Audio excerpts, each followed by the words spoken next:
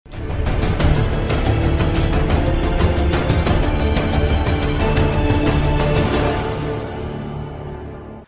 श्री अकाल। Vision Punjab TV देख रहे तमाम दर्शकों का स्वागत है। तुसीं देख रहे हो story of the day vision special ते मैं तुहाडे नाल रवि संगराहुर। अज गल करांगे साबका DGP सुमेध सैनी के केस बारे। इस केस च बहुत सारे उतरा चढ़ाव आए। उतरा चढ़ाव के दौरान सुमेध सैनी ते 302 वर्गी धारा भी लगी। FIR होई ते सुमेध सैनी नूं गिरफ्तार करन दी कार्रवाई भी शुरू हुई, पर सुमेध सैनी दे वल्लों कोर्ट नूं अपील की गई तो कोर्ट वल्लों उस नूं रिलीफ भी दी गई।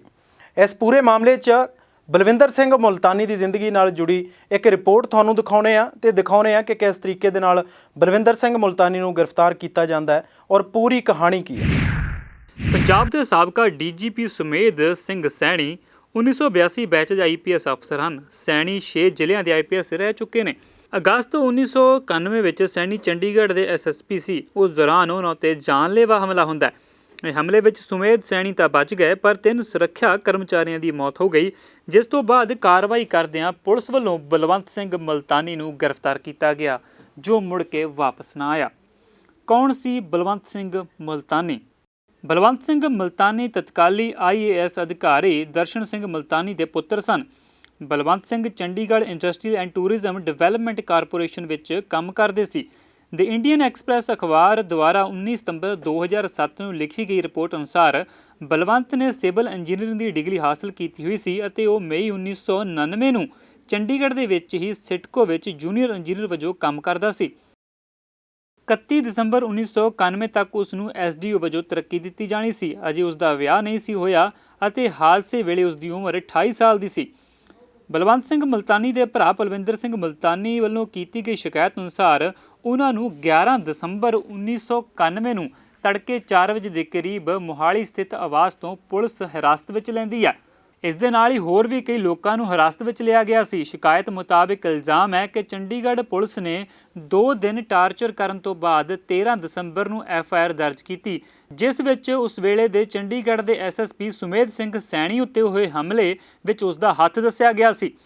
ਚੰਡੀਗੜ੍ਹ ਪੁਲਿਸ ਦੀ ਹਿਰਾਸਤ ਵਿੱਚ ਕੁੱਲ 7 ਦਿਨਾਂ ਤੱਕ ਟਾਰਚਰ ਕਰਨ ਤੋਂ ਬਾਅਦ ਬਲਵੰਤ ਸਿੰਘ ਨੂੰ ਕਾਦੀਆ ਗੁਰਦਾਸਪੁਰ ਥਾਣੇ ਲਿਜਾਇਆ ਗਿਆ ਅਤੇ ਉਸ ਨੂੰ ਫਰਾਰ ਘੋਸ਼ਿਤ ਕਰਕੇ ਉਸ ਦੇ ਖਿਲਾਫ ਇੱਕ ਹੋਰ FIR ਦਰਜ ਕੀਤੀ ਗਈ।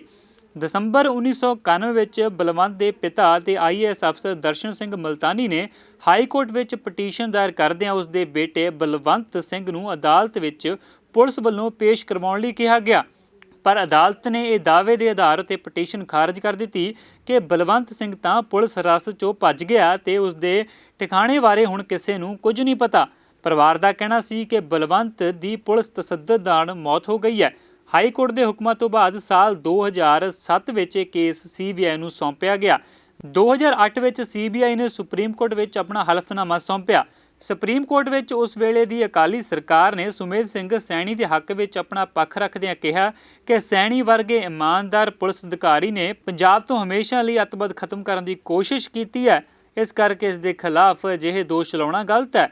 ਦਸੰਬਰ 2011 ਵਿੱਚ ਸੁਪਰੀਮ ਕੋਰਟ ਨੇ ਸੂਬਾ ਸਰਕਾਰ ਦੀ ਅਪੀਲ ਨੂੰ ਮਨਜ਼ੂਰੀ ਦਿੱਤੀ ਅਤੇ ਹਾਈ ਕੋਰਟ ਦੇ ਆਦੇਸ਼ਾਂ ਨੂੰ ਗਲਤ ਘੋਸ਼ਿਤ ਕੀਤਾ। ਪਰ ਇਸ ਤੋਂ ਬਾਅਦ ਬਲਵੰਤ ਸਿੰਘ ਮੁਲਤਾਨੀ ਦੇ ਭਰਾ ਬਲਵਿੰਦਰ ਸਿੰਘ ਮੁਲਤਾਨੀ ਦੀ ਸ਼ਿਕਾਇਤ ਉੱਤੇ 7 ਮਈ 2020 ਨੂੰ ਮੁੜ ਤੋਂ ਸੁਮੇਧ ਸਿੰਘ ਸੈਣੀ ਖਿਲਾਫ ਮਾਮਲਾ ਦਰਜ ਕੀਤਾ ਗਿਆ। ਇਸ ਤੋਂ ਇਲਾਵਾ ਸੁਮੇਧ ਸਿੰਘ ਸੈਣੀ ਉੱਪਰ ਲੁਧਿਆਣਾ ਦੇ ਕਾਰੋਬਾਰੀਆਂ ਨੂੰ ਅਤੇ 2 ਹੋਰ ਵਿਅਕਤੀਆਂ ਸਮੇਤ ਅਗਵਾ ਕਰਕੇ ਖੁਰਦ-ਬੁਰਦ ਦਾ CBI ਕੇਸ ਲੰਮਾ ਚੱਲ ਰਿਹਾ। ਵਿਨੋਦ ਦੀ ਮਾਂ ਨੇ ਸੁਮੇਧ ਖਿਲਾਫ 24 ਸਾਲ ਅਦਾਲਤੀ ਮੁਕੱਦਮਾ ਲੜਿਆ ਅਤੇ 100 ਸਾਲ ਦੀ ਉਮਰ ਵਿੱਚ ਉਸ ਦੀ ਮੌਤ ਹੋ ਗਈ।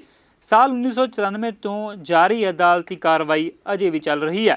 ਪਰ ਇਸ ਦੇ ਨਾਲ ਹੀ ਇਸ ਘਟਨਾ ਦੇ ਵਿੱਚ ਸਾਬਕਾ ਇੰਸਪੈਕਟਰ ਜਗੀਰ ਸਿੰਘ ਨੇ ਅਦਾਲਤ ਵਿੱਚ ਬਿਆਨ ਦਿੱਤਾ ਹੈ ਕਿ ਉਸ ਵੇਲੇ ਦੇ SSP ਸੁਮੇਧ ਸੈਣੀ ਨੇ ਉਹਨਾਂ ਨੂੰ ਖੁਦ ਦੱਸਿਆ ਕਿ ਬਲਵੰਤ ਸਿੰਘ ਮੁਲਤਾਨੀ ਦੀ ਮੌਤ ਹੋ ਚੁੱਕੀ ਹੈ।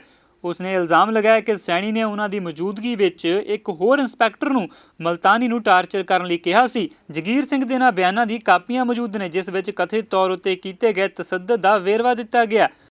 ਇੰਸਪੈਕਟਰ ਜਗੀਰ ਸਿੰਘ ਨੇ ਬਿਆਨ ਵਿੱਚ ਕਿਹਾ ਹੈ ਕਿ ਉਹ ਉਸ ਵੇਲੇ ਯਾਨੀ ਕਿ ਦਸੰਬਰ 1991 ਵਿੱਚ ਚੰਡੀਗੜ੍ਹ ਦੇ ਸੈਕਟਰ 22 ਦੀ ਪੁਲਿਸ ਚੌਂਕੀ ਦੇ ਇੰਚਾਰਜ ਸਨ ਅਤੇ ਮੁਲਤਾਨੀ ਸੈਕਟਰ 17 ਥਾਣੇ ਵਿੱਚ ਬੰਦ ਸੀ। ਇਹ ਚੌਂਕੀ ਵੀ ਉਹਨਾਂ ਦੇ ਥਾਣੇ ਅਧੀਨ ਆਉਂਦੀ ਸੀ। ਜਦੋਂ ਜਗੀਰ ਸਿੰਘ ਨੂੰ ਥਾਣੇ ਵਿੱਚ ਸੱਦਿਆ ਗਿਆ ਤਾਂ ਸੁਮੇਧ ਸਿੰਘ ਸੈਣੀ ਕਈ ਹੋਰ ਪੁਲਿਸ ਅਫਸਰਾਂ ਨਾਲ ਕਥਿਤ ਤੌਰ ਉੱਤੇ ਥਾਣੇ ਵਿੱਚ ਹੀ ਮੌਜੂਦ ਸੀ ਅਤੇ ਸਾਰੇ ਮੁਲਤਾਨੀ ਤੋਂ ਪੁੱਛਗਿੱਛ ਕਰ ਰਹੇ ਸਨ।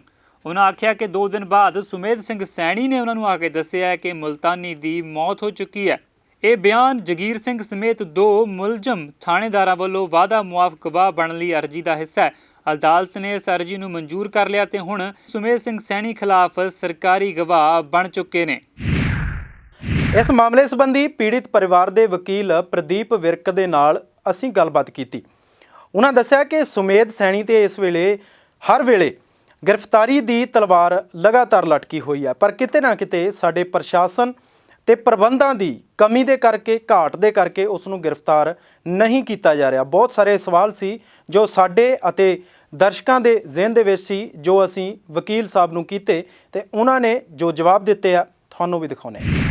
ਪਹਿਲਾਂ ਤਾਂ ਸਵਾਗਤ ਕਰ ਲੈਂਦੇ ਹਾਂ ਸਰ। ਸਵਾਗਤ ਹੈ ਜੀ, ਸਤਿ ਸ਼੍ਰੀ ਅਕਾਲ। ਸਤਿ ਸ਼੍ਰੀ ਅਕਾਲ ਸਰ, ਹਾਈ ਪ੍ਰੋਫਾਈਲ ਕੇਸ ਹੋ ਗਿਆ ਜੀ ਸੁਮੇਧ ਸਿੰਘ ਸੈਣੀ ਹੋਰਾਂ ਦੇ ਕਰਕੇ, ਕਿਉਂਕਿ ਟੌਰਚਰ ਵੀ ਜਿਸ ਤਰੀਕੇ ਦੀਆਂ ਨਿਊਜ਼ ਆ ਰਹੀਆਂ, ਜਿਸ ਤਰੀਕੇ ਦੇ ਇੰਟਰਵਿਊਜ਼ ਹੋਏ ਨੇ, ਇਹ ਪਤਾ ਲੱਗਦਾ ਕਿ ਟੌਰਚਰ ਬਹੁਤ ਜ਼ਿਆਦਾ ਸੀ, ਤਸ਼ੱਦਦ ਬੇਇੰਤਹਾ ਸੀ।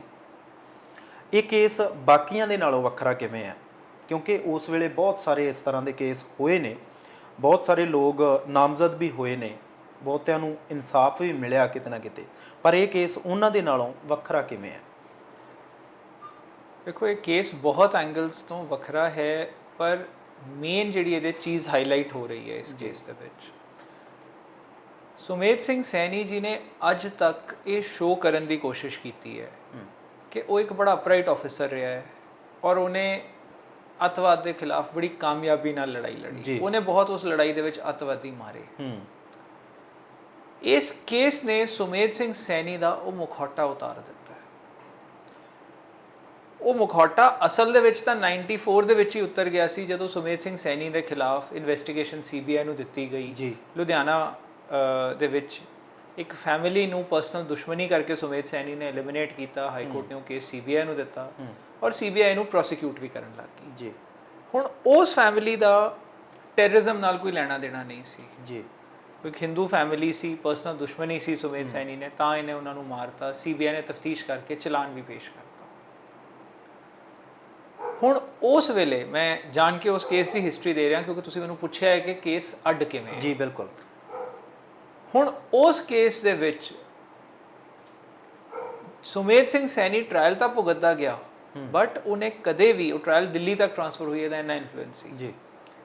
ਸੁਮੇਧ ਸਿੰਘ ਸੈਣੀ ਤਾਂ ਵੀ ਇੱਕ ਕੋਰਟ ਦੇ ਵਿੱਚ ਝੂਠ ਮਾਰਦਾ ਰਿਹਾ ਜੀ, ਮੈਂ ਤੇ ਅੱਤਵਾਦ ਨਾਲ ਲੜਿਆ, ਮੈਨੂੰ ਤਾਂ ਬਹੁਤ ਵੱਡੀਆਂ ਫੋਰਸਿਸ ਅਪੋਜ਼ ਕਰ ਰਹੀਆਂ ਕਿਉਂਕਿ ਮੈਂ ਪੰਜਾਬ ਦੇ ਵਿੱਚ ਅੱਤਵਾਦ ਖਤਮ ਕੀਤਾ, ਕਿਉਂਕਿ ਮੈਂ ਅੱਤਵਾਦੀ ਮਾਰੇ ਜੀ।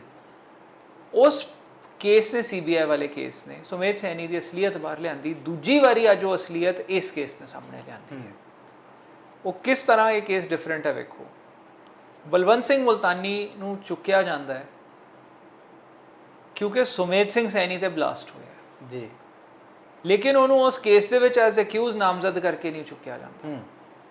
ਜਿਹਦਾ ਮਤਲਬ ਹੈ ਜਦੋਂ ਬਲਵੰਤ ਸਿੰਘ ਮੁਲਤਾਨੀ ਨੂੰ, ਮੰਨ ਲਓ ਜੇ ਐਕਚੁਅਲੀ ਕੋਈ ਬੰਦਾ ਬਲਾਸਟ ਕੇਸ ਦੇ ਵਿੱਚ ਅਕਿਊਜ਼ਡ ਸੀਗਾ ਤੇ ਉਹਨੂੰ ਨਾਮਜ਼ਦ ਕਰਕੇ ਚੁੱਕਣ 'ਚ ਕੀ ਪ੍ਰੋਬਲਮ ਸੀ? ਜੀ ਬਿਲਕੁਲ। ਇਹਦਾ ਮਤਲਬ ਅਸਲ ਦੇ ਵਿੱਚ ਸੁਮੇਧ ਸਿੰਘ ਸੈਣੀ ਨੂੰ ਪਤਾ ਸੀ ਕਿ ਬਲਵੰਤ ਸਿੰਘ ਮੁਲਤਾਨੀ ਦਾ ਕੋਈ ਰੋਲ ਨਹੀਂ ਹੈ, ਉਹ ਦੋਸ਼ੀ ਨਹੀਂ ਹੈ, ਉਹ ਦੋਸ਼ੀ ਨਹੀਂ ਹੈ। ਨਹੀਂ ਤਾਂ ਅਗਸਤ 1991 ਦੇ ਵਿੱਚ ਸੁਮੇਧ ਸਿੰਘ ਸੈਣੀ ਤੇ ਬਲਾਸਟ ਹੋਇਆ ਸੀ। ਸੁਮੇਧ ਸਿੰਘ ਸੈਣੀ ਉਸੇ ਵੇਲੇ ਉਹਨੂੰ ਨਾਮਜ਼ਦ ਕਰਕੇ ਉਹ ਪੁਲਿਸ ਵਾਲੇ ਫਿਰ ਫੜਦੇ, ਜੋ ਪ੍ਰੋਸੀਜਰ ਹੁੰਦਾ ਹੈ ਕਾਨੂੰਨੀ ਤੌਰ ਤੇ, ਉਹ ਨਹੀਂ ਹੋਇਆ। 11 ਦਸੰਬਰ 1991 ਨੂੰ ਬਲਵੰਤ ਮੁਲਤਾਨੀ ਨੂੰ ਚੁੱਕਿਆ ਗਿਆ। 13 ਦਸੰਬਰ ਨੂੰ ਉਹਦੇ ਤੇ ਇੱਕ ਝੂਠਾ ਪਰਚਾ ਦਰਜ ਕੀਤਾ ਜੀ। 2 ਦਿਨ ਤੋਂ ਟੌਰਚਰ, ਲਗਾਤਾਰ ਟੌਰਚਰ ਕਰਨ ਤੋਂ ਬਾਅਦ, ਪਹਿਲਾਂ ਟੌਰਚਰ ਕੀਤਾ ਜਾਂਦਾ ਹੈ, ਪਹਿਲਾਂ 2 ਦਿਨ ਟੌਰਚਰ ਕੀਤਾ ਜਾਂਦਾ ਹੈ, ਉਸ ਤੋਂ ਬਾਅਦ ਨਵੀਂ FIR ਕੀਤੀ ਜਾਂਦੀ ਹੈ। ਪੁਰਾਣੇ 'ਚ ਨਾਮਜ਼ਦ ਨਹੀਂ ਕਰਦੇ, ਪੁਰਾਣੇ 'ਚ ਨਾਮਜ਼ਦ ਬਹੁਤ ਲੇਟ ਕਰਦੇ ਆ, ਜਦੋਂ ਉਹਨੂੰ ਪ੍ਰੋਬੇਬਲੀ ਮਾਰ ਦਿੱਤਾ ਜਾਂਦਾ ਹੈ ਜਾਂ ਉਸ ਦੌਰਾਨ, ਟੌਰਚਰ ਦੌਰਾਨ ਜੀ। ਸ਼ੁਰੂ ਦੇ ਵਿੱਚ ਨਹੀਂ ਕੀਤਾ ਗਿਆ। ਇਸ ਕੇਸ ਦੀ ਬਹੁਤ ਇੰਪੋਰਟੈਂਟ ਗੱਲ ਹੈ। ਕਿਉਂ? ਉਦੋਂ ਤੱਕ ਬਲਵੰਤ ਸਿੰਘ ਮੁਲਤਾਨੀ, ਜੋ ਰਿਕਾਰਡਸ ਵੀ ਸ਼ੋ ਕਰ ਰਹੀ ਹੈ, ਇੱਕ ਬਿਲਕੁਲ ਇਨੋਸੈਂਟ ਬੰਦਾ ਸੀ, ਜਿਹਦੇ ਖਿਲਾਫ ਇੱਕ ਕੰਪਲੇਂਟ ਵੀ ਨਹੀਂ ਸੀ, ਜਿਹਦੇ ਖਿਲਾਫ ਕਦੇ ਕੋਈ ਸ਼ਿਕਾਇਤ ਨਹੀਂ ਹੋਈ ਐਡਮਿਨਿਸਟ੍ਰੇਟਿਵ ਸਾਈਡ ਤੇ, ਔਰ ਜਿਹੜਾ ਬੇਦਾਗ ਕਰੀਅਰ ਸੀ ਜਿਹਦਾ ਜੀ। ਸੋ ਸੁਮੇਧ ਸਿੰਘ ਸੈਣੀ ਜਿਹੜੇ ਆਪਣੇ ਮੁਕਾਬਲਿਆਂ ਦੀ ਗੱਲ ਕਰਦਾ ਹੈ, ਉਹ ਮੁਕਾਬਲੇ ਕਿੰਨੇ ਝੂਠੇ ਹੈ ਇਸ ਕੇਸ ਤੋਂ ਸਾਬਿਤ ਹੋ ਰਹੇ ਹੈ ਕਿ ਉਹਨੇ ਇਨੋਸੈਂਟ ਲੋਕਾਂ ਨੂੰ ਚੁੱਕਿਆ ਹੈ। ਇਹ ਸੈਕੰਡ ਕੇਸ ਹੈ ਸੁਮੇਧ ਸਿੰਘ ਸੈਣੀ ਦੇ ਖਿਲਾਫ ਜਿੱਥੇ ਆ ਚੀਜ਼ ਆ ਰਹੀ, ਇੱਕ ਵਾਰੀ ਬੰਦਾ ਕਹਿ ਸਕਦਾ ਹੈ ਕਿ ਜੀ ਆ ਹੋ ਗਿਆ, ਹਾਲਾਂਕਿ ਸੁਮੇਧ ਸੈਣੀ ਤਾਂ ਇੱਕ ਵਾਰੀ ਵੀ ਡਿਨਾਈ ਕਰ ਰਿਹਾ, ਆ ਤਾਂ ਦੂਜਾ ਕੇਸ ਸਾਹਮਣੇ ਆ ਗਿਆ ਜੀ ਬਿਲਕੁਲ ਕਿ ਸੁਮੇਧ ਸੈਣੀ ਨੇ ਅੱਤਵਾਦ ਦੇ ਨਾਲ ਲੜਨ ਦੇ ਕਵਰ ਦੇ ਵਿੱਚ ਲੋਕਾਂ ਨੂੰ ਚੁੱਕਿਆ ਔਰ ਝੂਠੇ ਕੇਸਾਂ 'ਚ ਫਸਾਇਆ, ਇਨੋਸੈਂਟ ਲੋਕ ਚੁੱਕੇ, ਟੌਰਚਰ ਕੀਤੇ, ਟੌਰਚਰ ਕਰਦਿਆਂ ਉਹਨਾਂ ਨੂੰ ਮਾਰ ਦਿੱਤਾ, ਮਾਰ ਕੇ ਉਹਨਾਂ ਨੂੰ ਡਿਸਪੋਜ਼ ਆਫ ਕਰਤੀਆਂ ਬੋਡੀਜ਼ ਜੀ। ਆਪਣੀ ਵਰਦੀ ਦੀ ਦੁਰਵਰਤੋਂ ਕਰਕੇ ਉਹਨਾਂ ਲੋਕਾਂ ਤੇ ਝੂਠੇ ਕੇਸ ਪਲਾਂਟ ਕੀਤੇ ਔਰ ਉਹ ਝੂਠੇ ਕੇਸ ਪਲਾਂਟ ਕਰਨ ਤੋਂ ਬਾਅਦ ਤੁਸੀਂ ਵੇਖੋ ਸੈਣੀ ਦੇ ਬਲਾਸਟ ਕੇਸ ਦੇ ਵਿੱਚ ਵੀ ਅਕਿਊਜ਼ਡ ਬਰੀ ਹੋਏ ਹੈ ਜੀ। ਇੰਨੀ ਤਫਤੀਸ਼ ਸਹੀ ਸੀ ਤੇ ਬਰੀ ਕਿਉਂ ਹੋਏ? ਬਿਲਕੁਲ। ਸੋ ਉਸ ਤੋਂ ਬਾਅਦ ਫਾਈਨਲੀ ਜੋ ਸੁਮੇਧ ਸਿੰਘ ਸੈਣੀ ਤੇ ਗੱਲ ਆਉਂਦੀ ਹੈ ਕਿ ਅੱਤਵਾਦ ਨਾਲ ਲੜਾਈ ਤਾਂ ਕਿਤੇ ਸੀ ਹੀ ਨਹੀਂ ਤੇਰੀ, ਤੂੰ ਤਾਂ ਕਦੇ ਅੱਤਵਾਦ ਨਾਲ ਲੜਿਆ ਹੀ ਨਹੀਂ ਐਜ਼ ਐਨ ਆਫੀਸਰ, ਤੂੰ ਤਾਂ ਸਿਰਫ ਇਨੋਸੈਂਟ ਬੰਦੇ ਮਾਰੇ ਆਪਣਾ ਨੰਬਰ ਕਿਤੇ ਸ਼ੋਅ ਕਰਨ ਲਈ ਕਿ ਜੀ ਮੈਂ ਤਾਂ ਇੰਨੇ ਲੋਕ ਮਾਰੇ। ਸਰ ਵਕਫਾ ਬਹੁਤ ਲੰਬਾ ਹੋ ਗਿਆ ਨਾ। 1994 ਦੇ ਵਿੱਚ ਤੁਸੀਂ ਦੱਸਿਆ ਪਹਿਲੀ ਵਾਰੀ ਪਰਦਾਫਾਸ਼ ਹੁੰਦਾ ਹੈ ਕਿ ਉਹਨਾਂ ਨੇ ਗਲਤ ਤਰੀਕੇ ਦੇ ਨਾਲ ਲੋਕਾਂ ਨੂੰ ਚੁੱਕਿਆ, ਇੰਟਰੋਗੇਟ ਕੀਤਾ, ਉਹਨਾਂ ਨੂੰ ਗਲਤ ਤਰੀਕੇ ਦੀਆਂ FIR ਦਰਜ ਹੋਈਆਂ। ਸਮਾਂ ਬਹੁਤ ਆ ਗਿਆ ਫਿਰ ਵਿੱਚ, ਉਦੋਂ ਬਾਅਦ ਤਾਂ ਉਹ ਬਹੁਤ ਵਾਰੀ ਅਪਗ੍ਰੇਡ ਵੀ ਹੁੰਦੇ ਨੇ।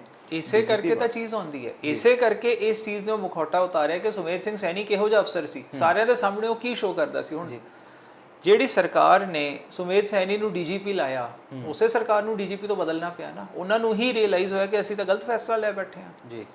ਸੁਮੇਧ ਸਿੰਘ ਸੈਣੀ DGP ਦੇ ਕਾਬਿਲ ਹੀ ਨਹੀਂ ਹੈ, ਉਹਨਾਂ ਨੇ ਨਾਲ ਦੀ ਨਾਲ ਆਪਣੀ ਗਲਤੀ ਰੈਕਟੀਫਾਈ ਕੀਤੀ। ਨਹੀਂ ਤਾਂ ਮੈਨੂੰ ਦੱਸੋ ਕੋਈ ਸਰਕਾਰ 2.5 ਸਾਲਾਂ ਬਾਅਦ ਆਪਣਾ DGP ਬਦਲਦੀ ਹੈ ਕਦੇ? ਸਰਕਾਰ 5 ਸਾਲ ਰਹੀ ਹੈ, ਉਹਨਾਂ ਨੇ ਆਪਣਾ DGP ਮਿਡ ਟਰਮ ਬਦਲਿਆ ਔਰ ਬਦਲਿਆ ਵੀ ਕੀ, ਉਹਨੂੰ ਵਾਪਸ ਵਿਜੀਲੈਂਸ ਨਹੀਂ ਭੇਜਿਆ, ਉਹਨੂੰ ਕੋਈ ਚੰਗੀ ਪੋਸਟਿੰਗ ਨਹੀਂ ਦਿੱਤੀ, ਖੁੱਡੇ ਲਾਈਨ ਪੋਸਟ ਦੇ ਕੇ ਬਿਠਾਤਾ ਔਰ ਉਸੇ ਦੇ ਬੈਚਮੇਟ ਨੂੰ DGP ਔਰ ਚੀਫ ਡਾਇਰੈਕਟਰ ਵਿਜੀਲੈਂਸ ਦੋਵਾਂ ਦਾ ਚਾਰਜ ਦੇ ਕੇ ਰੱਖਿਆ ਜੀ। ਇਹਦਾ ਮਤਲਬ ਆਬਵੀਅਸਲੀ ਸੁਮੇਧ ਸਿੰਘ ਸੈਣੀ DGP ਲੱਗਣ ਦੇ ਕਾਬਿਲ ਨਹੀਂ ਸੀ, ਸਰਕਾਰ ਦਾ ਵੀ ਇਹ ਮੰਨਣਾ ਸੀ ਜੀ। ਪਰ ਫਿਰ ਵੀ ਪਰ ਉੱਥੇ ਇੱਕ ਗੱਲ ਹੋਰ ਹੈ ਜੀ, ਜਿਹੜੀ ਮੈਂ ਫਿਰ ਅਜੇ ਕਹਿ ਰਿਹਾ ਸੀ ਕੇਸ ਦੇ ਵਿੱਚ ਇੱਕ ਹੋਰ ਬੜੀ ਇੰਟਰਸਟਿੰਗ ਗੱਲ, ਸ਼ੌਕਿੰਗ ਗੱਲ ਮੈਂ ਕਹੂੰਗਾ, ਇੰਟਰਸਟਿੰਗ ਨਹੀਂ, ਆਮ ਸੌਰੀ, ਬੜੀ ਸ਼ੌਕਿੰਗ ਗੱਲ ਇਹ ਹੈ ਕਿ ਦੇਖੋ ਸੁਮੇਧ ਸਿੰਘ ਸੈਣੀ ਦਾ ਕਿੰਨਾ, ਇਹਦੀ ਹੈਵਾਨੀਅਤ ਦੀ ਹੱਦ ਵੇਖੋ, ਜਿਹਨੂੰ ਅਸੀਂ ਕਹਿੰਦੇ ਹਾਂ ਸੈਡਿਸਟਿਕ ਟੈਂਡੈਂਸੀ, ਕਿ ਦੂਜੇ ਦੇ ਦਰਦ ਨੂੰ ਇੰਜੋਏ ਕਰਨ ਦੀ ਟੈਂਡੈਂਸੀ ਕਿੰਨੀ ਜ਼ਿਆਦਾ ਹੈ ਜੀ। ਕਿ ਇੱਕ ਬੰਦੇ ਦੇ ਪਿੱਛੇ ਡੰਡਾ ਦੇ ਕੇ ਉਹਦੇ ਠੁੱਡਾ ਮਰਵਾ ਰਿਹਾ ਹੈ ਔਰ ਇਹੋ ਜਿਹੇ ਘਟੀਆ ਟੌਰਚਰ ਤੋਂ ਬਾਅਦ ਬੰਦਾ ਕੋਲੈਪਸ ਕਰਕੇ ਮਰ ਰਿਹਾ ਹੈ ਜੀ।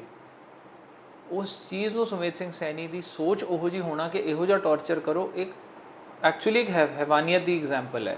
ਸਰ ਤੁਸੀਂ ਇਸ ਚੀਜ਼ ਨੂੰ, ਤੁਹਾਡਾ ਜਵਾਬ ਵਿੱਚ ਹੈ, ਤੁਸੀਂ ਇਸ ਚੀਜ਼ ਨੂੰ ਮੰਨਦੇ ਹੋ ਕਿ ਉਸ ਵੇਲੇ ਬਲਵਿੰਦਰ ਸਿੰਘ ਮੁਲਤਾਨੀ ਦਾ ਕੇਸ ਸਾਹਮਣੇ ਆ ਗਿਆ, ਉਹਨਾਂ ਦੇ ਗਵਾਹ ਬਹੁਤ ਸਾਰੇ ਸਾਹਮਣੇ ਆ ਗਏ, ਕੋਈ ਆਈ ਵਿਟਨੈਸ ਵੀ ਸਾਹਮਣੇ ਆਏ ਜਿਨ੍ਹਾਂ ਨੇ ਇਹ ਸਾਰੀ ਕਹਾਣੀ ਦੱਸੀ, ਪਰ ਉਦੋਂ ਤੁਹਾਨੂੰ ਨਹੀਂ ਲੱਗਦਾ ਕਿ ਜਿਹੜੇ ਉਸ ਤਰ੍ਹਾਂ ਦੇ ਆਫੀਸਰ ਸੀ ਜਾਂ SSP ਸੀ, ਕੋਈ ਕਿਸੇ ਵੀ ਅਹੁਦੇ ਤੇ ਸੀ, ਚਾਹੇ ਉਹ ਪੰਜਾਬ ਪੁਲਿਸ ਦਾ ਇੱਕ ਸਿਪਾਹੀ ਹੀ ਸੀ, ਉਹਨਾਂ ਵਾਸਤੇ ਇਹ ਚੀਜ਼ਾਂ ਆਮ ਸੀ? ਦੇਖੋ ਆਮ ਨਹੀਂ ਸੀ, ਹਰ ਅਫਸਰ ਨੇ ਇਹੋ ਜਿਹੀਆਂ ਹਰਕਤਾਂ ਨਹੀਂ ਕੀਤੀਆਂ। ਇੱਕ ਬਲੈਂਕਟ ਸਟੇਟਮੈਂਟ ਦੇ ਦੇਣਾ, ਦੇਖੋ ਮੈਂ ਇੱਕ ਛੋਟੀ ਜਿਹੀ ਐਗਜ਼ਾਮਪਲ ਲੈਣਾ, ਮੰਨ ਲਓ ਮੈਂ ਤੁਹਾਡੇ ਬਾਰੇ ਪਬਲਿਕ ਓਪੀਨੀਅਨ ਲਵਾਂ ਤੇ 10 ਲੋਕ ਚੰਗਾ ਬੋਲਣਗੇ ਤੇ ਹੋ ਸਕਦਾ 2 ਮਾੜਾ ਵੀ ਬੋਲਣ। ਬਿਲਕੁਲ।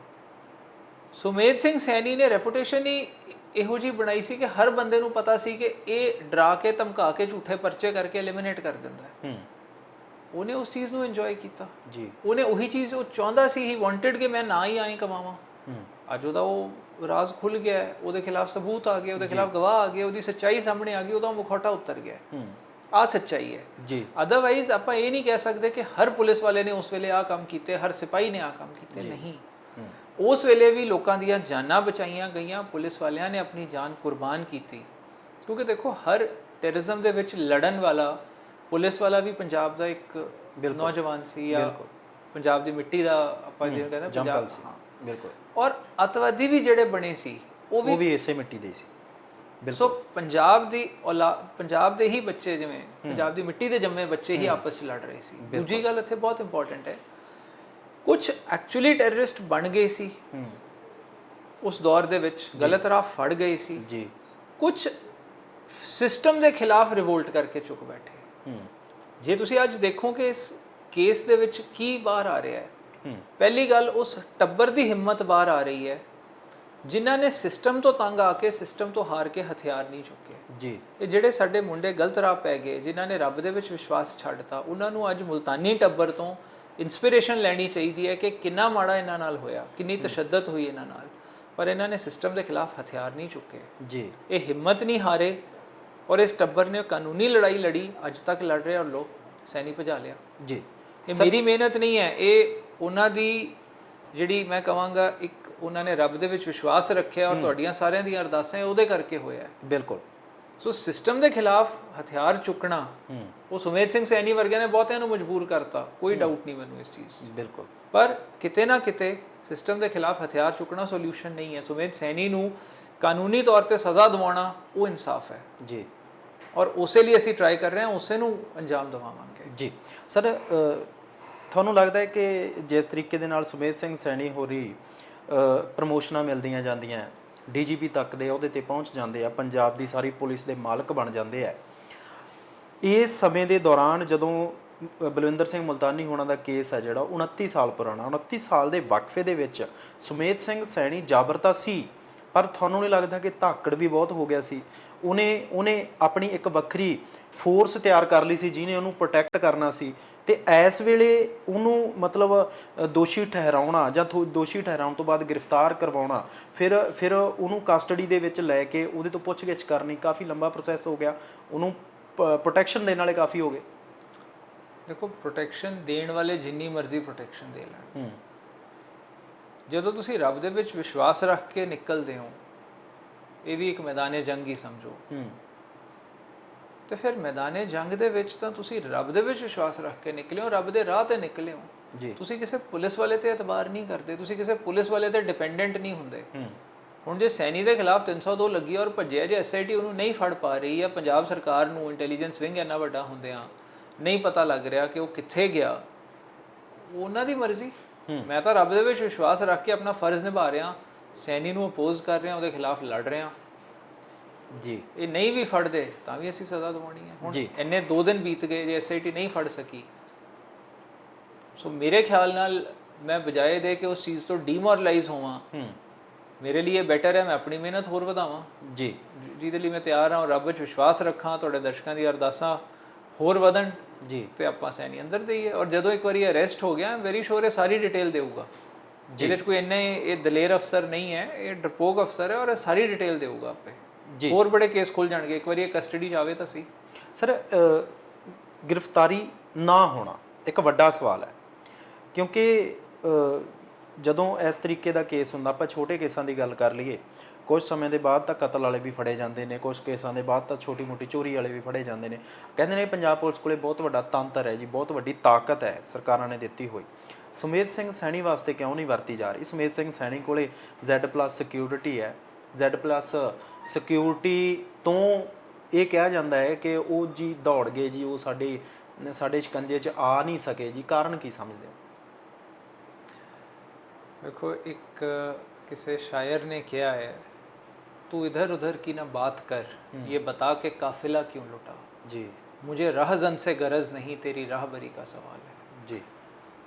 ਇਹਦਾ ਮਤਲਬ ਇਹ ਹੈ ਕਿ ਤੂੰ ਬਹਾਨੇਬਾਜ਼ੀ ਨਾ ਕਰ, ਤੇਰੀ ਲੀਡਰਸ਼ਿਪ ਅੱਜ ਐਟ ਸਟੇਕ ਆ ਗਈ ਹੈ, ਜਵਾਬਦਾਰੀ ਆ ਗਈ ਹੈ, ਅਕਾਊਂਟੇਬਿਲਿਟੀ ਹੈ, ਆਪਣੀ ਉਸ ਅਕਾਊਂਟੇਬਿਲਿਟੀ ਨੂੰ ਨਾ ਭੱਜ, ਬਹਾਨੇ ਨਾ ਲਾ ਜੀ। ਹੁਣ ਜਿਹੜਾ ਤੁਸੀਂ ਸਵਾਲ ਪੁੱਛ ਰਹੇ ਹੋ, ਉਹ ਕੀ ਬਹਾਨੇ ਹੈ ਔਰ ਕੀ ਚੀਜ਼ਾਂ ਨੇ, ਉਹ ਜਵਾਬ ਮੈਂ ਨਹੀਂ ਦੇ ਸਕਦਾ, ਡੀਜੀਪੀ ਸਾਹਿਬ ਦੇਣਗੇ, ਜਿਹੜੀ ਫੋਰਸ ਨੂੰ ਹੈਡ ਕਰ ਰਹੇ ਹੈ, ਐਸਆਈਟੀ ਵਾਲੇ ਦੇਣਗੇ। ਮੈਂ ਤਾਂ ਸਵਾਲ ਤਾਂ ਸਭ ਤੇ ਖੜੇ ਹੁੰਦੇ ਆ, ਪੂਰੇ ਸਿਸਟਮ ਤੇ ਹੋ ਰਹੇ ਆ, ਮੇਰੇ ਤੇ ਨਹੀਂ ਜੀ, ਕਿਉਂਕਿ ਮੈਂ ਆਪਣੇ ਵੱਲੋਂ ਪੂਰਾ ਜ਼ੋਰ ਲਾ ਸਕਦਾ ਸੀ, ਉਹ ਲਾ ਲਿਆ, ਇੱਥੇ ਤੱਕ ਅਸੀਂ ਆ ਗਏ ਜੀ।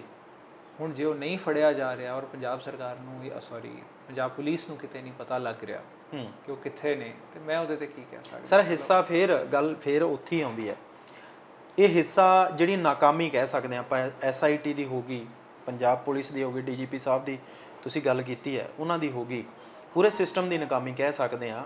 ਨਾਕਾਮੀ ਦਾ ਕਾਰਨ ਉਹਨਾਂ ਨੂੰ ਪ੍ਰੋਟੈਕਸ਼ਨ ਦੇਣਾ ਹੈ, ਜਾਂ ਫਿਰ ਸੁਮੇਧ ਸੈਣੀ ਨੂੰ ਵਾਕਈ ਉਹ ਚੋਰ ਮੋਰੀਆਂ ਪਤਾ ਹੈ ਕਿ ਮੈਂ ਕਿਵੇਂ ਨਹੀਂ ਫੜਿਆ ਜਾ ਸਕਦਾ? ਇਹ ਚੋਰ ਮੋਰੀਆਂ ਕਾਦੀਆਂ ਜਿਹਦੇ ਚੋਂ ਨਿਕਲੂਗਾ?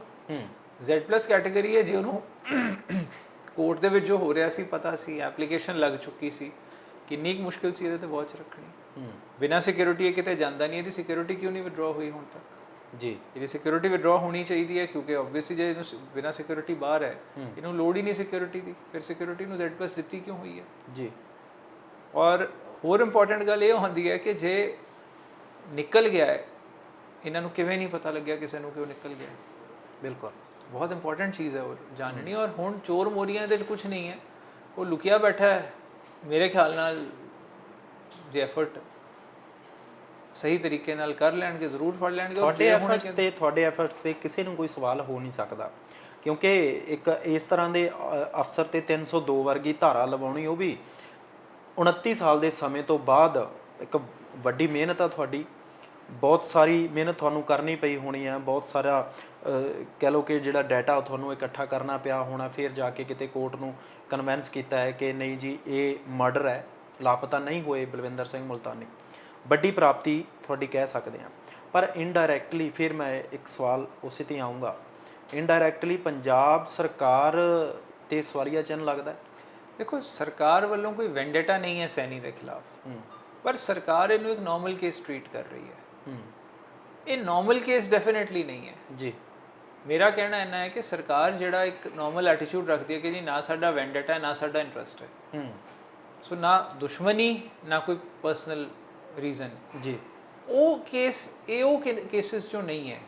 ਇਹ ਉਹ ਕੇਸ ਹੈ ਜਿੱਥੇ ਓਬਵੀਅਸਲੀ ਡੀਜੀਪੀ ਇਨਵੋਲਵਡ ਹੈ, ਇੰਨਾ ਇੰਪੋਰਟੈਂਟ ਮੁੱਦਾ ਉੱਠ ਰਿਹਾ, ਸੋ ਇਹਨਾਂ ਨੂੰ ਡੈਫੀਨੇਟਲੀ ਇੰਟਰਸਟ ਲੈ ਕੇ ਉਹਨੂੰ ਫੜਨਾ ਚਾਹੀਦਾ ਹੈ ਜੀ। ਨਹੀਂ ਤਾਂ ਕਿਤੇ ਨਾ ਕਿਤੇ ਹੁਣ ਪਬਲਿਕ ਰਿਜ਼ੈਂਟਮੈਂਟ ਉਸ ਚੀਜ਼ ਦੇ ਉੱਤੇ ਬਿਲਡਅਪ ਹੋਈ, ਵਿਸ਼ਵਾਸ ਉੱਠਦਾ ਹੈ ਉੱਤੇ, ਸਿਸਟਮ ਤੋਂ ਵਿਸ਼ਵਾਸ ਉੱਠਦਾ ਹੈ, ਸਰਕਾਰਾਂ ਦੇ ਪ੍ਰਸ਼ਾਸਨ ਤੋਂ ਵਿਸ਼ਵਾਸ ਉੱਠਦਾ ਹੈ ਸਿੱਧੇ ਤੌਰ ਤੇ। ਸਰ, ਇੱਕ ਸਵਾਲ ਇਹ ਵੀ ਹੈ ਕਿ ਜਿਹੜੀ ਜੈਡ ਸਿਕਿਉਰਿਟੀ ਦੀ ਆਪਾਂ ਗੱਲ ਕਰ ਰਹੇ ਹਾਂ, ਉਹਦੇ ਵਿੱਚ ਸੈਂਟਰ ਗਵਰਨਮੈਂਟ ਦੀ ਸਿਕਿਉਰਿਟੀ ਤੋਂ ਇਲਾਵਾ ਪੰਜਾਬ ਸਰਕਾਰ ਦੇ ਮੁਲਾਜ਼ਮ ਵੀ ਹੁੰਦੇ ਆ। ਬਿਲਕੁਲ।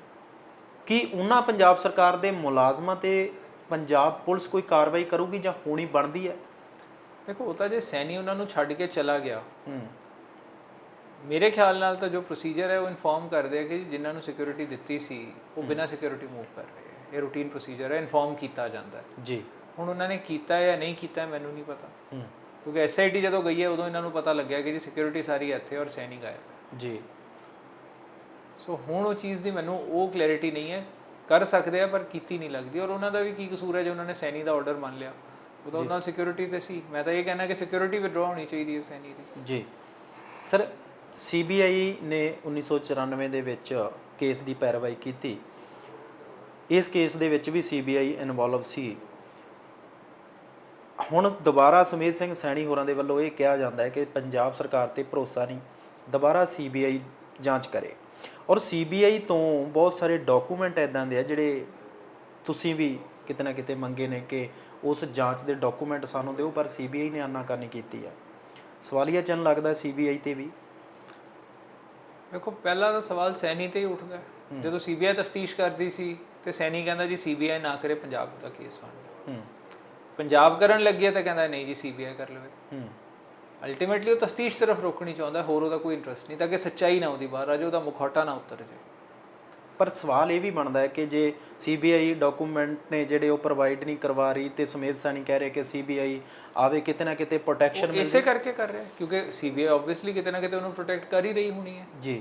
ਅਦਰਵਾਈਜ਼ ਤਾਂ ਸੀਬੀਆਈ ਸੈਣੀ ਦੇ ਖਿਲਾਫ ਦਿੱਲੀ ਉਹਨੂੰ ਪ੍ਰੋਸੀਕਿਊਟ ਕਰ ਰਹੀ ਹੈ। ਜਿਹੜਾ ਦਿੱਲੀ ਟ੍ਰਾਇਲ ਭੁਗਤ ਰਿਹਾ ਸੈਣੀ, ਉਹਦੇ ਦੂਜੀ ਪਾਰਟੀ ਸੀਬੀਆਈ ਹੈ ਜੀ। ਔਰ ਜੱਜ ਸਾਹਿਬ ਨੇ ਆਪਣੇ ਆਰਡਰ ਦੇ ਵਿੱਚ ਲਿਖਿਆ ਹੈ ਕਿ ਸੀਬੀਆਈ ਪਹਿਲਾਂ ਸਟੈਂਡ ਲਵੇ, ਕਾਗਜ਼ ਇਹਨਾਂ ਕੋਲ ਹੈ ਕਿ ਨਹੀਂ ਹੈ। ਉਹ ਤਾਂ ਇਹ ਵੀ ਨਹੀਂ ਕਲੈਰੀਫਾਈ ਕਰ ਰਿਹਾ ਕਿ ਕਾਗਜ਼ ਹੈ ਨਹੀਂ ਜੀ। ਸੋ ਇਸ ਕਰਕੇ ਸੁਮੇਧ ਸੈਣੀ ਦੀ ਡੈਫੀਨੇਟਲੀ ਕਿਤੇ ਨਾ ਕਿਤੇ ਤਾਂ ਸੀਬੀਆਈ ਨੇ ਹੈਲਪ ਕੀਤੀ ਹੈ। ਹੁਣ ਉਹ ਕਿਉਂ ਕੀਤੀ ਹੈ ਉਹ ਤਾਂ ਉਹੀ ਦੱਸ ਸਕਦੇ ਆ ਜੀ। ਸਰ, ਇਹਨਾਂ ਦੇ ਵਿੱਚ ਦੋ ਉਹਨਾਂ ਦੇ ਸਾਥੀ ਉਸ ਵੇਲੇ ਦੇ, ਕਿਉਂਕਿ ਜਦੋਂ ਚਾਰ ਦੀਵਾਰੀ ਦੇ ਵਿੱਚ ਇਹ ਸਾਰਾ ਕੁਝ ਹੋ ਰਿਹਾ, ਬਲਵਿੰਦਰ ਸਿੰਘ ਮੁਲਤਾਨੀ ਨੂੰ ਟੌਰਚਰ ਕੀਤਾ ਜਾ ਰਿਹਾ ਤੇ ਕੁਝ ਦੋ ਸਾਥੀ ਉਹਨਾਂ ਦੇ ਸਾਹਮਣੇ ਆਏ ਨੇ ਜਿਨ੍ਹਾਂ ਨੇ ਸਿੱਧੇ ਤੌਰ ਤੇ ਕੇਸ ਨੂੰ ਸਟਰੋਂਗ ਕੀਤਾ, ਜਿਨ੍ਹਾਂ ਨੇ ਕਿਹਾ ਹੈ ਕਿ ਨਹੀਂ ਸਾਡੇ ਸਾਹਮਣੇ ਹੋਇਆ, ਅੱਖਾਂ ਦੇ ਸਾਹਮਣੇ ਹੋਇਆ, ਬਲਵਿੰਦਰ ਸਿੰਘ ਮੁਲਤਾਨੀ ਦਾ ਕਤਲ ਹੋਇਆ, ਉਹ ਗਾਇਬ ਨਹੀਂ ਹੋਏ। ਹੁਣ ਉਹ ਗਵਾਹ ਬਣ ਜਾਂਦੇ ਨੇ, ਸਰਕਾਰੀ ਗਵਾਹ ਬਣਦੇ ਨੇ। ਕੀ ਉਹਨਾਂ ਤੇ ਵੀ ਕੋਈ ਇਸ ਤਰੀਕੇ ਦੀ ਕਾਰਵਾਈ ਹੁੰਦੀ ਹੈ ਕਿ ਤੁਸੀਂ ਜੇ ਉਸ ਵੇਲੇ ਸ਼ਾਮਲ ਸੀ ਉਸ ਘਟਨਾ ਦੇ ਵਿੱਚ, ਜਦੋਂ ਇੱਕ ਇਨੋਸੈਂਟ ਬੰਦੇ ਨੂੰ ਟੌਰਚਰ ਕੀਤਾ ਜਾਂਦਾ ਹੈ ਤੇ ਟੌਰਚਰ ਤੋਂ ਬਾਅਦ ਉਹਨਾਂ ਦਾ ਕਤਲ ਹੋ ਜਾਂਦਾ ਹੈ, ਉਹਨਾਂ ਤੇ ਵੀ ਕੋਈ ਕਾਰਵਾਈ ਹੋਣੀ ਬਣਦੀ ਹੈ? ਵੇਖੋ, ਉਹ ਐਕਿਊਜ਼ਡ ਸੀਗੇ ਇਸ ਕੇਸ ਦੇ ਵਿੱਚ, ਸੁਮੇਧ ਸੈਣੀ ਨਾਲ ਕੋ ਐਕਿਊਜ਼ ਸੀਗੇ। ਸੋ ਜਦੋਂ ਵਾਦਾ ਮਾਫ ਗਵਾਹ ਉਹਨਾਂ ਨੂੰ ਬਣਾ ਲਿਆ ਜਾਂਦਾ ਹੈ, ਉਹਦਾ ਮਤਲਬ ਹੀ ਆ ਹੁੰਦਾ ਹੈ ਕਿ ਮਾਫੀ ਮਿਲ ਗਈ ਉਹਨਾਂ ਨੂੰ ਜੁਰਮ ਤੋਂ, ਔਰ ਉਹਨਾਂ ਨੇ ਸਾਰੀ ਡਿਟੇਲ ਦੇਤੀ, ਜਿਸ ਕਰਕੇ ਕੇਸ ਦੇ ਵਿੱਚ ਜਿਹੜੀ ਮਿਸਿੰਗ ਐਵੀਡੈਂਸ ਸੀ ਉਹ ਕੰਪਲੀਟ ਹੋ ਗਈ ਜੀ। ਸੋ ਇਸ ਕਰਕੇ ਉਹਨਾਂ ਤੇ ਐਕਸ਼ਨ ਨਹੀਂ ਹੁੰਦਾ, ਫਿਰ ਉਹਨਾਂ ਨੂੰ ਮਾਫੀ ਦੇ ਦਿੱਤੀ ਜਾਂਦੀ ਹੈ ਜੀ। ਸੋ ਇੱਥੇ ਕਿਉਂਕਿ ਉਹ ਪ੍ਰਿੰਸੀਪਲ ਅਫੈਂਡਰ ਨਹੀਂ ਹੈ, ਉਹ ਸਿਰਫ ਆਈ ਵਿਟਨੈਸ ਨੇ, ਇਸ ਕਰਕੇ ਔਰ ਕੁਝ ਡਾਕੂਮੈਂਟ ਸਾਈਨ ਕੀਤੇ ਹੈ, ਤਿਆਰ ਕੀਤੇ ਹੈ ਜੀ, ਝੂਠੇ ਕਾਗਜ਼ ਮਤਲਬ। ਸੋ ਇਸ ਕਰਕੇ ਉਹਨਾਂ ਦੇ ਉੱਤੇ ਉਹ ਉਸ ਹੱਦ ਤੱਕ ਦੀ ਲਾਇਬਿਲਿਟੀ ਨਹੀਂ, ਉਹਨਾਂ ਦੇ ਮਾਫੀ ਦਾ ਕੇਸ ਹੈ। ਅਦਾਲਤ ਵੱਲੋਂ ਉਹਨਾਂ ਨੂੰ ਮਾਫੀ ਦਿੱਤੀ ਜਾ ਰਹੀ ਹੈ ਜੀ, ਤਾਂ ਹੀ ਉਹ ਪ੍ਰੋਸੀਕਿਊਸ਼ਨ ਵਿਟਨੈਸ ਬਣ ਰਹੇ ਹੈ। ਸੋ ਹੁਣ ਉਹਨਾਂ ਤੇ ਕਾਰਵਾਈ ਨਹੀਂ ਹੋਊਗੀ ਜੇ ਉਹ ਸਟੈਂਡ ਤੇ ਰਹਿਣਗੇ, ਹਾਂ ਜੇ ਆਪਣੀ ਗੱਲ ਤੋਂ ਪਲਟਦੇ ਹੈ ਉਹ ਦੁਬਾਰਾ ਅਕਿਊਜ਼ਡ ਬਣ ਜਾਣਗੇ। ਜੀ, ਇਸ ਤਰ੍ਹਾਂ ਦੇ ਕੇਸ ਹੋਰ ਕਿੰਨਿਆਂ ਕੁ ਦੇ ਵਿੱਚ ਹੈ ਜਿਸ ਤਰੀਕੇ ਦੀ ਰਿਲੀਫ ਕੋਰਟ ਦੇ ਵੱਲੋਂ ਇਹਨਾਂ ਨੂੰ ਦਿੱਤੀ ਜਾਂਦੀ ਹੈ? ਜਦੋਂ ਅਰੈਸਟ ਵਾਰੰਟ ਵੀ ਜਾਰੀ ਹੁੰਦੇ ਨੇ ਉਸ ਤੋਂ ਬਾਅਦ ਰਿਲੀਫ ਮਿਲ ਜਾਂਦੀ ਹੈ ਕੋਰਟ ਤੋਂ ਕਿ ਨਹੀਂ ਜੀ ਇਹਨਾਂ ਨੂੰ ਗ੍ਰਿਫਤਾਰ ਹਾਲੇ ਨਹੀਂ ਕੀਤਾ ਜਾ ਸਕਦਾ। ਸੁਮੇਧ ਸੈਣੀ ਦੇ ਕੇਸ ਤੋਂ ਵੱਖਰਾ ਹੋਰ ਕਿੰਨੇ ਕੁ ਕੇਸਾਂ 'ਚ ਇਸ ਤਰੀਕੇ ਹੁੰਦਾ ਹੋਊਗਾ, ਇਸ ਤਰੀਕੇ ਦੀ ਰਿਲੀਫ ਮਿਲਦੀ ਹੋਊਗੀ? ਇੰਟਰਿਮ ਮਿਲ ਗਈ ਸੀ ਸੈਣੀ ਨੂੰ, ਲੇਕਿਨ ਜਦੋਂ ਅਸੀਂ ਉਹੀ ਚੀਜ਼ਾਂ ਸ਼ੋਅ ਕੀਤੀਆਂ ਕੋਰਟ ਨੂੰ ਕਿ ਜੀ ਇੱਕ ਵਾਰੀ ਗਵਾਹੀ ਤਾਂ ਦੇਖੋ, ਕਿਉਂਕਿ ਇੱਕ ਪ੍ਰੋਬਲਮ ਸਾਨੂੰ ਕੀ ਆ ਰਹੀ ਹੈ, ਕੋਰਟਸ ਫੁੱਲੀ ਫੰਕਸ਼ਨਲ ਨਹੀਂ ਹੈ ਜੀ, ਇੰਨਾ ਪੁਰਾਣਾ ਕੇਸ ਹੈ। ਫਿਰ ਵਾਦਾ ਮਾਫ ਗਵਾਹ ਸਿਰਫ ਸੀਜੀਐਮ ਦੇ ਫਾਈਨਲ ਆਰਡਰ ਤੋਂ ਬਣਨੇ ਸੀ। ਸੀਜੀਐਮ ਮੈਡਮ ਲਿਮਿਟਿਡ ਦਿਨਾਂ 'ਚ ਬੈਠ ਰਹੇ ਸੀ, ਆਰਡਰ ਉਹਨਾਂ ਨੇ ਜਿੰਦਰ ਬੈਠਣਾ ਸੀ ਉਦੋਂ ਹੋਣਾ ਸੀ। ਸੋ ਉਹਨਾਂ ਚੀਜ਼ਾਂ ਕਰਕੇ ਵੀ ਡਿਲੇ ਹੋ ਰਿਹਾ ਸੀ। ਫਾਈਨਲੀ ਜਦੋਂ ਉਹਨਾਂ ਨੇ ਅਪਰੂਵਰ ਦਾ ਬੜਾ ਵਧੀਆ ਆਰਡਰ ਕੀਤਾ ਕਿ ਮਤਲਬ ਸੀਜੀਐਮ ਮੈਡਮ ਦੇ ਆਰਡਰ ਤੋਂ ਬਾਅਦ ਹੀ ਇਹ ਵਾਦਾ ਮਾਫ ਗਵਾਹ ਬਣੇ ਹੈ। ਹੁਣ ਜਦੋਂ ਤੱਕ ਉਹ ਐਵੀਡੈਂਸ ਨਾਲ ਨਹੀਂ ਲੱਗਦੀ ਤੇ ਜਿਹੜੀ ਇਹਨੂੰ ਇੰਟਰਿਮ ਪ੍ਰੋਟੈਕਸ਼ਨ ਮਿਲੀ ਸੀ ਉਹ ਤਾਂ ਕੰਟੀਨਿਊ ਕਰੂਗੀ ਨਾ ਜੀ, ਭਾਵੇਂ ਇੰਟਰਿਮ ਮਿਲੀ। ਫਾਈਨਲੀ ਜੱਜ ਸਾਹਿਬ ਨੇ ਇਹਦੀ ਡਿਸਮਿਸ ਕੀਤੀ। ਸਾਨੂੰ ਤਾਂ ਆ ਦੇਖਣਾ ਕਿ ਅਖੀਰ 'ਚ ਇਹਨੂੰ ਰਿਲੀਫ ਨਹੀਂ ਮਿਲਿਆ। ਹੁਣ ਜੇ 2 ਦਿਨਾਂ 'ਚ ਜਾਂ 3 ਦਿਨਾਂ 'ਚ ਐਸਆਈਟੀ ਉਹਨੂੰ ਨਹੀਂ ਫੜ ਸਕਦੀ ਤੇ ਇਹਦੇ 'ਚ ਕੋਰਟ ਤਾਂ ਕੁਝ ਨਹੀਂ ਕਰ ਰਹੀ, ਕੋਰਟ ਨੇ ਤਾਂ ਟਾਈਮ ਖੁੱਲਾ ਦੇਤਾ। ਉਸ ਤੋਂ ਇਲਾਵਾ 2 ਦਿਨ ਵਿੱਚ ਐਸਆਈਟੀ ਕੋਲ ਅੱਧੇ ਦਿਨ ਦਾ ਟਾਈਮ ਸੀ, ਚਾਹੁੰਦੇ ਫੜ ਲੈਂਦੇ। ਉਮੀਦ ਰੱਖਦੇ ਹੋ? ਕਿੰਨੀ ਕੁ ਉਮੀਦ ਹੈ ਕਿ ਉਮੀਦ ਰੱਬ 'ਚ ਹੀ ਹੈ, ਤੁਹਾਡੇ ਦਰਸ਼ਕਾਂ ਦੀ ਅਰਦਾਸਾਂ 'ਚ ਨਹੀਂ। ਮੈਂ ਸਿਸਟਮ ਦੀ ਗੱਲ ਕਰਾਂ, ਸਿਸਟਮ ਤੋਂ ਥੋੜੀ ਉਮੀਦ ਰੱਖੀ ਦੀ ਹੈ। ਸਿਸਟਮ ਦੀਆਂ ਕਮੀਆਂ ਆਪਾਂ ਪੂਰੀਆਂ ਕਰਨੀਆਂ। ਦੇਖੋ ਸਿਸਟਮ ਆਪਣੇ ਆਪ ਕਦੇ ਨਹੀਂ ਚੱਲਦੇ। ਸਿਸਟਮ ਜੇ ਆਪਾਂ ਸੋਚੀਏ, ਸਿਸਟਮ ਇਜ਼ ਅ ਜਿਵੇਂ ਇੱਕ ਤੁਸੀਂ ਵੈਜੀਟੇਬਲ ਜੇ ਗਰੋ ਕਰ ਰਹੇ ਹੋ, ਉਹ ਗਰੋ ਕਰ ਰਹੀ ਹੈ, ਤੁਸੀਂ ਉਹਨੂੰ ਪਾਣੀ ਨਹੀਂ ਦੇਣਾ, ਉਹਨੂੰ ਨਰਚਰ ਕਰਨਾ ਹੈ, ਪਾਣੀ ਦੇਣਾ ਹੈ, ਖਾਦ ਪਾਉਣੀ ਹੈ, ਤਾਂ ਉਹ ਸਬਜ਼ੀਆਂ ਉਗਦੀਆਂ ਜੀ। ਬਿਲਕੁਲ। ਫੁੱਲ ਕਦੋਂ, ਗੁਲਾਬ ਦਾ ਫੁੱਲ ਬਹੁਤ ਸੋਹਣਾ ਲੱਗਦਾ ਪਰ ਪੌਦੇ ਨੂੰ ਪਾਣੀ ਪਾਉਣਾ ਬਹੁਤ ਜ਼ਰੂਰੀ ਹੈ ਜੀ। ਸੋ ਉਹੀ ਫੁੱਲ ਕੱਟ ਲਓ, ਥੋੜੀ ਦੇਰ ਸੁੱਕ ਜਾਂਦਾ ਹੈ। ਸਿਸਟਮ ਉਹੋ ਜਿਹਾ ਹੁੰਦਾ ਹੈ ਜੀ। ਜਦੋਂ ਤੱਕ ਉਹਨੂੰ ਸਿੰਚਦੇ ਰਹੋ ਉਹ ਉਸ ਦਿਸ਼ਾ 'ਚ ਜਾਂਦਾ ਜਿੱਥੇ ਤੁਸੀਂ ਚਾਹੁੰਦੇ ਹੋ ਜੀ। ਔਰ ਜਿਸ ਤਰ੍ਹਾਂ ਸਿੰਚ ਰਹੇ ਹੋ, ਪੌਦੇ ਦੀ ਜੜ 'ਚ ਪਾਣੀ ਪਾਇਆ ਫੁੱਲੂਗਾ, ਲੱਸੀ ਪਾਇਆ ਉਹ ਖਤਮ ਹੋ ਜਾਊਗਾ ਜੀ।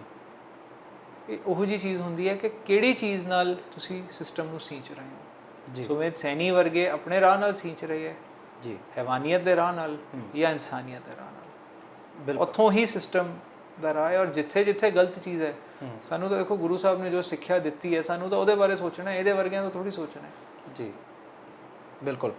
ਸੋ ਉਹਦੇ 'ਚ ਕੋਈ ਮਤਲਬ ਜਿਵੇਂ ਗੁਰੂ ਸਾਹਿਬ ਨੇ ਕਿਹਾ ਵੀ ਸੀ ਕਿ ਵੀ ਮਤਲਬ ਦੇਖੋ ਹੁਣ ਬੜੀ ਸਿੰਪਲ, ਜਿਵੇਂ ਇੱਕ ਐਗਜ਼ਾਮਪਲ ਹਮੇਸ਼ਾ ਦਿੰਦਾ ਕਿ ਜੇ ਗੁਰੂ ਸਾਹਿਬ ਆਪਣੇ 4 ਸਾਹਿਬਜ਼ਾਦੇ ਸ਼ਹੀਦ ਕਰਵਾ ਗਏ ਸਾਡੇ ਲਈ, ਤੇ ਸਾਡੇ ਲਈ ਹੋਰ ਰਾਹ ਕੀ ਹੈ? ਉਹ ਵੀ ਤਾਂ ਸਿਸਟਮ ਦੇ ਖਿਲਾਫ ਹੀ ਖੜੇ ਹੋਏ ਸੀ। ਔਰ ਉਹਨਾਂ ਨੇ ਕਿਹਾ ਸੀ ਇਸ ਹੱਦ ਤੱਕ ਦੀ ਕੁਰਬਾਨੀ ਲਈ ਤਿਆਰ ਰਹੋ।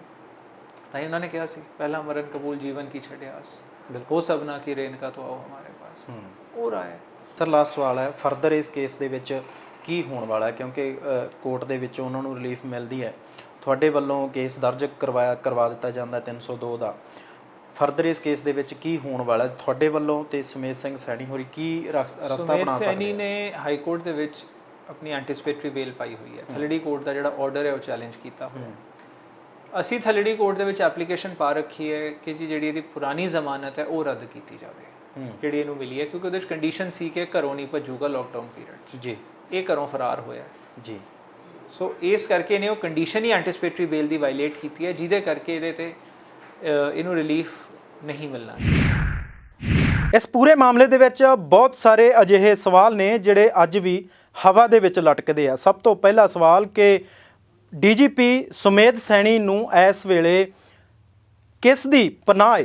ਕਿਉਂਕਿ ਜਿਸ ਤਰੀਕੇ ਦੇ ਨਾਲ ਉਹਨਾਂ ਤੇ 302 ਵਰਗੀ ਧਾਰਾ ਲੱਗ ਜਾਂਦੀ ਹੈ ਤੇ ਉਹਨਾਂ ਦੀ ਗ੍ਰਿਫਤਾਰੀ ਵੀ ਨਹੀਂ ਹੁੰਦੀ, ਨਾਲ ਦੀ ਨਾਲ Z+ ਸਿਕਿਉਰਿਟੀ ਦੇ ਵਿੱਚ ਰਹਿੰਦਿਆਂ ਉਹਨਾਂ ਨੂੰ ਗ੍ਰਿਫਤਾਰ ਨਹੀਂ ਕੀਤਾ ਜਾਂਦਾ। Z+ ਸਿਕਿਉਰਿਟੀ ਦੇ ਵਿੱਚ ਰਹਿੰਦੇ ਹੋਏ ਉਹ ਲਾਪਤਾ ਦੱਸੇ ਜਾ ਰਹੇ ਹੈ।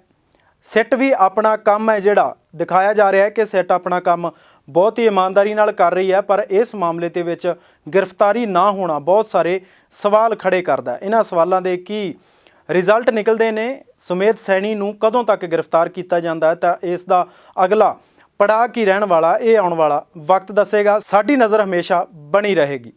ਫਿਲਹਾਲ ਸਮਾਂ ਤੁਹਾਡੇ ਤੋਂ ਇਜਾਜ਼ਤ ਲੈਣ ਦਾ ਹੈ। ਇਸ ਤਰ੍ਹਾਂ ਦੇ ਹਮੇਸ਼ਾ ਹੀ ਮੁੱਦੇ ਤੇ ਮਸਲੇ ਲੈ ਕੇ ਤੁਹਾਡੇ ਸਾਹਮਣੇ ਹਾਜ਼ਰ ਹੁੰਦੇ ਰਹਾਂਗੇ। ਫਿਲਹਾਲ ਮੈਨੂੰ ਦਿਓ ਇਜਾਜ਼ਤ ਤੇ ਤੁਸੀਂ ਦੇਖਦੇ ਰਹੋ ਵਿਜ਼ਨ ਪੰਜਾਬ ਟੀਵੀ, ਹਰ ਕਦਮ ਤੁਹਾਡੇ ਨਾਲ।